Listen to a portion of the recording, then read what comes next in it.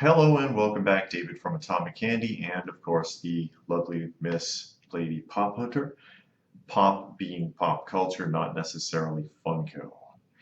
And speaking of which, Hmm. we just got finished watching Making Fun. Hmm. Making Fun, the documentary.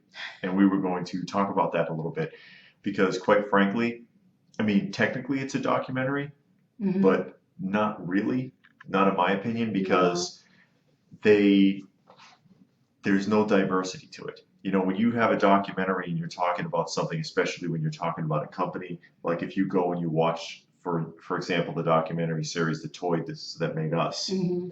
there's highs and lows to it. You know, they're going to give you the bad with the good. You won't find any of that in Making Fun. It's all gushing, wonderful, like, uh, I'd like to buy the world a Coke, but I'm going to buy them a pop instead. Kumbaya time. It And was mainly yeah.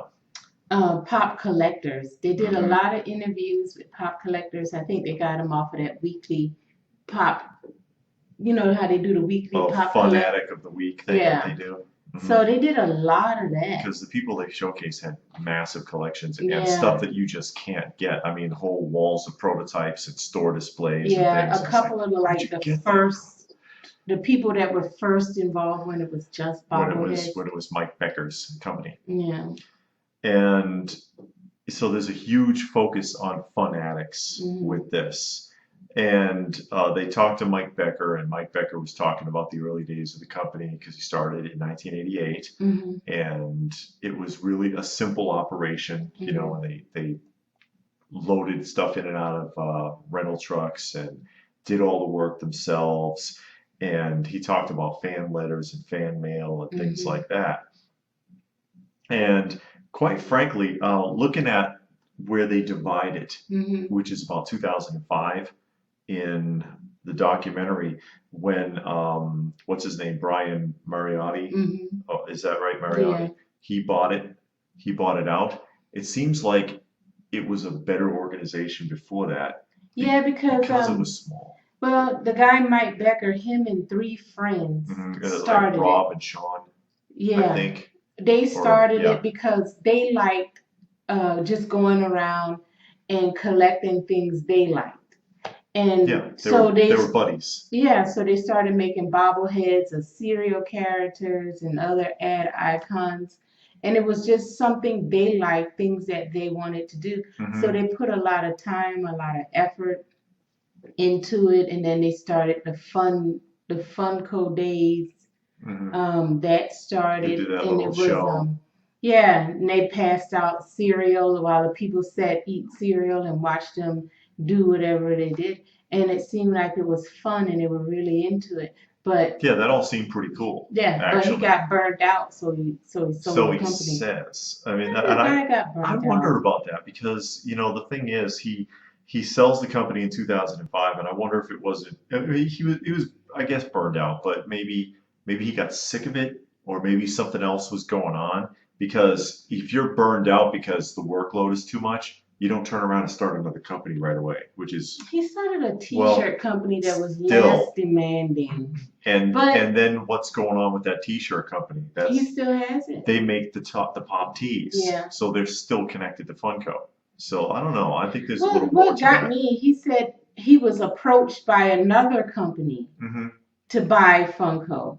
But this guy, Brian, Brian him and Mariotti. Brian were friends, and Brian was like, well, why not sell it to me? Hmm. And this guy had no business sense. Mike Becker and his two friends had no business. And they said as much, we knew nothing about business. We just wanted to sell a product that we liked and we Sure. enjoyed. And it worked because it was small. They were doing it out of a little storage shack, and it was fine. And then that guy, Brian Moriarty, he came in and started some new stuff, and it wasn't working out. Yeah. I mean, he's like, because he said that, oh, you know, he implied that he wanted to keep it simple and stay with what was working. But then the very first thing this guy does Hmm. when he buys the company in 2005 is spend the next couple of years trying to change everything. And he Yeah. kept coming out with new lines and new lines, and it was alienating the original Funko collector base, the people that were into all the bobbleheads and stuff that were being done before, the Hmm. wacky wobblers, whatever. They didn't like nothing that this guy was putting out, and it was pissing them off. Yeah. But he just kind of hit off with the DC design. It was supposed to be a plush, but he was like, this would be better vinyl, I think. And they Hmm. tried it, and that's what worked. And so you went from the handful of collectors, Hmm. the little friends club there, into being able to branch out internationally with the pop designs. Yeah. And that's where it really changes. That's where Funko kind of steamrolls. Hmm. And there was one guy, I think he was from the Philippines.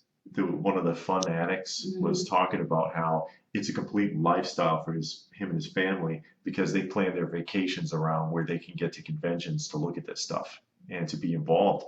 And there's kind of a line that you got to be careful not to cross Hmm. when it becomes the lifestyle because it's kind of like if you've seen the movie The Crow, you remember the villain. He said they talk about Hell Knight, and he says that Hell Knight's become an institution. They've got Hell Knight greeting cards. This isn't what it used to be because on Hell Knight, I think they called it Hell Knight. If somebody's knows better than me, they can put it in the comment section because they would destroy the whole freaking city every Halloween. Hmm. There was a little thing that the gangs did, and that was their deal. And it's like, yeah, but it's become an institution. It's turned into something else. Yeah. And he was pissed off about that. And I think that's kind of what happened with Funko, is that it's become an institution. And so where is that line that you cross where it's becomes a lifestyle and then that lifestyle takes you over? Yeah, just trying to keep up and listening to it, and they were mentioning Hmm. items that are not like Seinfeld. Like you're gonna make Seinfeld. Yeah, It's gonna be sure. more human characters that look like the rest of them. Yeah, because this is going from a company that said, and even he said himself, oh, we just want to keep it simple. But Yeah. then you're gonna grab every license that walks by, Mm-hmm. Could they go to the whether licensing shows which and, is and they showed that? whether it's gonna work or not. Yeah, with the bobbleheads, at least they kept it simple. They kept it to icons, add Hmm. icons, and that was it. It was nothing else. Yeah, and Well, no, they had some cartoon characters because they had Betty Boop and oh yeah, well that was his Flintstones and first. stuff like that. That's what what's his name, Mike Becker was saying. Yeah, That was before.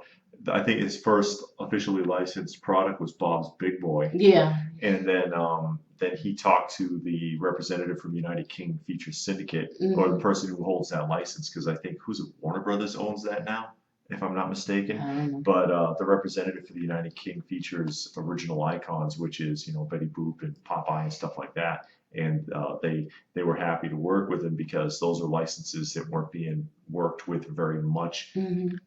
modern speaking Hmm. because television and cartoon genres kind of moved away from that. So like, yeah, sure, we'd cut you a break, of course. But the thing that I thought was also interesting, and I'll get a quote here from Brian Mariotti, and he says that one of his mottos is don't make any decision based on the bottom line. Mm. You mean like trying to diversify away from your primary fan base, Hmm. like you did in 2005, or by turning the company into an IPO and selling stock, because that's absolutely a bottom line decision. You Yeah. mean like taking every license that walks by Yeah. instead of doing a little research or doing what is going to be marketable instead of what the creators have a heart for, which is Hmm. what Mike Becker did. Mm. So I Yeah. got to wonder about that because that statement is contradictory, and that statement is in the documentary. Yeah, he said that He near said the it. end. He said it in an interview. And it's contradictory to the direction that Funko has been going in um, since he took over, and really even within the last 2 or 3 years, Mm. because it's like a runaway train now. And Yeah. if you can't stop that train, what's going to happen when it crashes? You know, a lot of people are going to get hurt. Well, something that got me, and we talked about it on prior videos, is do the people that make the pops or create or do the designs or whatever actually watch the shows? Do they actually know the characters? And they were showing this one girl creating a design of a character. I don't know which one it was. It was from Lord of the Rings. Okay, Yeah, so she was it's the like, wizard. "Yeah, this license just came in and they sent me the pictures." So now she's drawing these prototypes or these, drawing the animation to make the pop. So then you're like, Yeah, so you doing don't, mock-ups for it. yeah. So do you really watch the show? Because when you look at some of the pops, if you watch a show and then you see some of the pops they make, you wonder why would you do that and not this? You know what I mean? So Well, that made me think, oh, they're just giving a picture. We got the license. yeah, Here's a picture of whoever we got the license for. Now create a pop. and that kind of shows itself too also with the with Tony Hawk's, because they Yeah, focus cause on Tony Hawk's a lot, and they showed him the preliminary sketch, yeah, and and he's he looking was at it. ripping it to bits. Yeah, he was like, well, you know, that's not the right board for this era. I wouldn't have worn those pants because I would use such and such a color for this, and going on and on. Yeah, And he was then talking he about throws, his hair. And, yeah, yeah, he picked it apart, and then he was like, but you know, what do I know? They know what sells, I don't. yeah. And it's like, okay. So it's like, all you know is, okay, Tony Hawk is a skateboard person, and this is a skateboard that he usually used. So here, put together a Did you pop. have somebody to do research? Did someone talk to Tony before you Yeah. drew the design? You know, this, if you don't know, you don't know, but you can find out. But they're a big enough company to where they can say, okay, Tony Hawk, we're gonna do a pop of you. Can we sit down? Can you sit down with our designer, artist, or whatever, and go over some things? And then the artist will draw something up, and he'll be like, okay, that's good, but change this, change that. Like when they did the one for Alice Cooper, they did it perfectly because the guy, one of the original owners, was a huge Alice Cooper fan, yeah. So he That's knew. right. So he had the detail, and Alice Cooper was like, wow, I was so surprised with all the detail and how accurate it was. Yeah. Because the guy knew, not knew him, but was a huge fan. He was familiar with them from the 70s. And had posters and all of this stuff. So it made it, more personal. So when you see it, you're like, that's Alice Cooper at this concert. Yeah. But then you have other pops, and I watched a lot of the videos. Some I don't know at all. But a person that knows it all, like, why did they come up with this? I don't even know what that means. It has nothing to do with the movie, or where is that in the TV show? Maybe it's something new. Yeah, and your big one was always the Carl and Negan 2-pack. Yeah, the Carl and Negan 2-pack, because like if you watched it, if you wanted to put a Carl and Negan together, you would have put the one. Well, it was several, but the one that stood out to me was when Negan had cooked that dinner, or he made Carl take the eye patch off. That would have made more sense as a 2-pack. And they just were lazy with it. Yeah, it's like, okay, let's just get 2 commons and put them in a box. Yep. Yay! Fanatics will eat it up. Yeah. The thing that I thought was the most interesting, and we actually talked about this quite a bit afterwards, Brian Mariotti. Oh. I wonder if he loves what he's doing or if he loves what he's making, because it may be the reason why he got involved with the Funko was because he saw a cash cow. And he was like, well, Mike Becker, if you don't want to make money off of this, I'll make some money off of it, because you saw his collection. See he has a massive collection. An amazing collection. Guess what's not in it? Funko products. He's got 40s and 50s wind-up tin toys, some really rare ones. He's got a massive collection of like 60s and 70s vinyl collectibles. He's got masters like pristine Yeah, condition like huge, Masters of the massive universe Universe. collection. Because he showed some of them, and Yeah, then they panned the room, and you could see the rest, and you're like, wow. wow. And then he even it has modern stuff, but it's Hot Toys, it's Gentle Giants. The only Yeah, Funko stuff that was in his collection was displays. Like he had yeah, life-size Batmans yeah. from some factory, things like that. It's like, where's the Funko product? You think you'd want to have some Funko products on display? Nope. No. No, he's got all like stuff from the 40s through the 80s and Hmm. a smattering of newer items, but Hmm. not really Funko And he products. even said that he has the largest Largest, vinyl Hanna-Barbera set.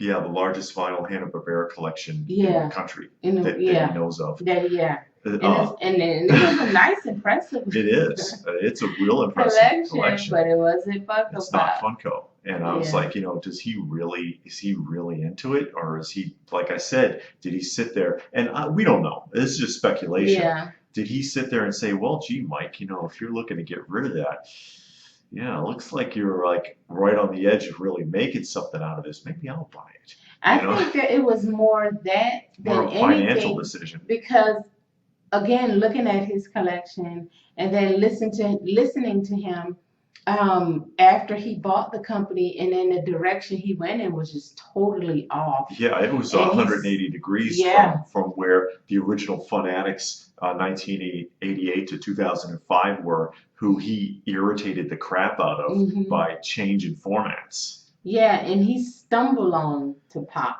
Yeah, that was an accident. Yeah, Serendipity. he stumbled into that trying to do something else because he really wanted to do Star Wars figures, and he Hmm. said that I really just wanted a Star Wars license so I can make Star Wars, and he finally got the license, and he did Star Wars bobbleheads, Hmm. and then something came up I don't remember, and Pops came out of it. Yeah, well, it was the plush. DC wanted them to make little plush figures, Hmm. and he looked at the picture and he was like, they kind of look like vinyls to me. Hmm. Let's sketch it as a vinyl and see what that looks like. And it was, like I said, serendipitous moment. Hmm. Uh, it worked, but of course, naturally, Brian is not going to sit there and say, you know what, I don't really like Funko Pops. That'll never happen No. because it's worth too much to him.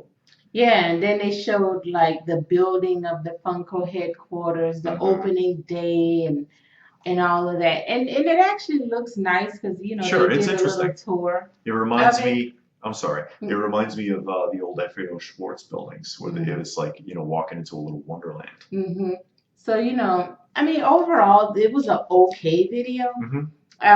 I didn't care for it that much. I mean, it's not bad if you really like Funko, Yeah, if I you're mean, really but into it. mainly you watched a bunch of collectors, and they pan a little bit of Big their collector. Funko collectors. Yeah, they had like common people, and then they had a bunch of stars. Yeah, and celebrities who Yeah, have a who license are who, not going to sit there and say, yeah, that stuff's crap. yeah, because like Lou It's, Ferrigno was on there, yeah, and Alice Cooper, like I said, and yeah. the guy from Metallica, the guitar player from Hmm. Metallica. But he also has a He's huge a collection. he's a Not big Pops collector. though. No, actually, monster movie posters, Monk, which original ones are worth quite a bit. and he has an actual It museum. looks like a museum. Yeah. It's impressive. And that wrestler was on there. He has a huge collection, but he also collects Pops. Ryder, Yeah. I think, yeah. He He collects. was a pop collector. Yeah, but he has a lot of other stuff. Yeah. So, I mean, it's fanatics, celebrities, people that are going to gush over it. Mm-hmm. And Lou Ferrigno. You already know. This, this is the whole thing.